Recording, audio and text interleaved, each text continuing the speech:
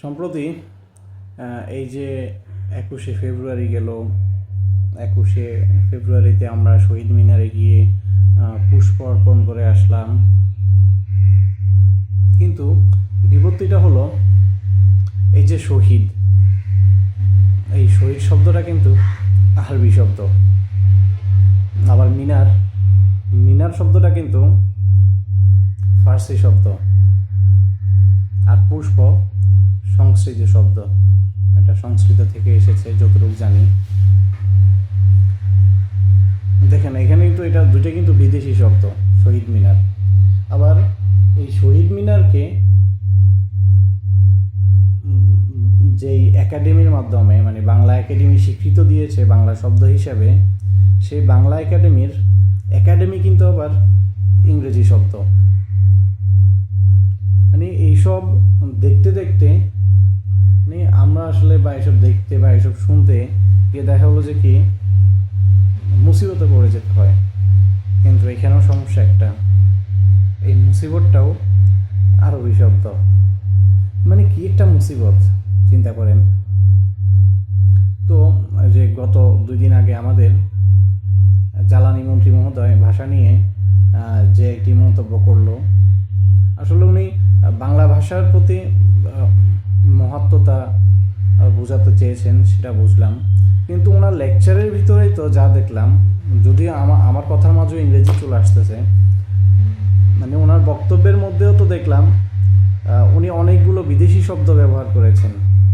তাহলে আমরা যখন কথা বলার মধ্যে আমি নিজের কথাই বললাম, যখন আমি বিদেশি শব্দ ছাড়া বাংলা ভাষাকে পরিপূর্ণভাবে প্রকাশ করতে পারছি না, তাহলে সেখানে আমি কিভাবে অন্যের দিকে আঙ্গুল দেখাবো বা অন্যের দোষটা আমি কিভাবে ধরবো? যেখানে দেখেন দৈনিক ইত্তেফাক, দৈনিক ইনকিলাব, এগুলো নিয়ে কিন্তু আমাদের কোনো আপত্তি নেই, এগুলো কিন্তু হওয়ার আমরা মেনে নিচ্ছি। কিন্তু ইনকিলাব শুনতে গেলে এখানে কিন্তু আমাদের আপত্তি। তো আসলে সব কথার মূল কথা একটাই, যে মানে প্রত্যেকটা ভাষাই আসলে পরিপূর্ণ না। মানে দেখা গেলো এখানে অন্য কোনো না কোনো ভাষা এসে মিশ্রিত হয়েছে, মিশ্রিত হওয়ার পরেই এটি একটি ভাষায় রূপ নিয়েছে। সেই প্রেক্ষিতেই হলো যে প্রত্যেকটা দেশের একটা ভাষা হয়েছে।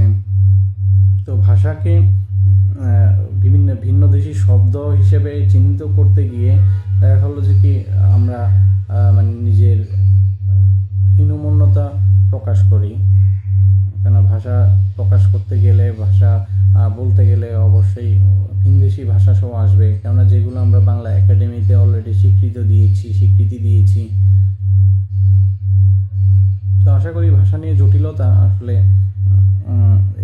এইগুলো আমরা পরিহার করে, মানে শব্দগুলোকে আমরা গ্রহণযোগ্যতা নিয়ে এই ভাষাতে যেভাবে আমরা স্বাচ্ছন্দ্য বোধ করি, যে শব্দ ব্যবহার করে কথা বলতে, সেভাবে বলাটাই উত্তম।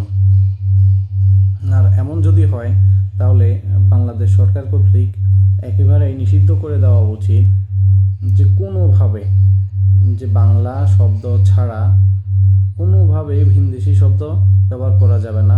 সেক্ষেত্রে যেসব বিদেশি শব্দ বাংলাদেশি শব্দ বাংলা শব্দের সাথে এসে মিশ্রিত হয়েছে, বাংলা ভাষার সাথে এসে মিশ্রিত হয়েছে, সেই শব্দগুলোর বিকল্প বাংলা অর্থ ব্যবহার করতে হবে এবং এটার প্রচলন ঘটাতে হবে।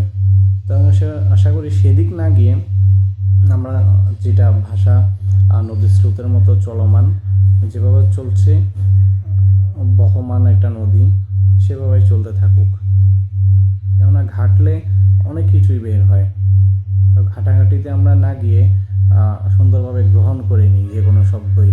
ইনকিলাব জিন্দাবাদ, অবশ্যই যদি এটাকে ভিন্নদেশী শব্দ বলেন তা ঠিক আছে, কিন্তু এটা একটি সমাজের, একটি জাতির প্রতিবাদের শব্দ। ইনকিলাব জিন্দাবাদ।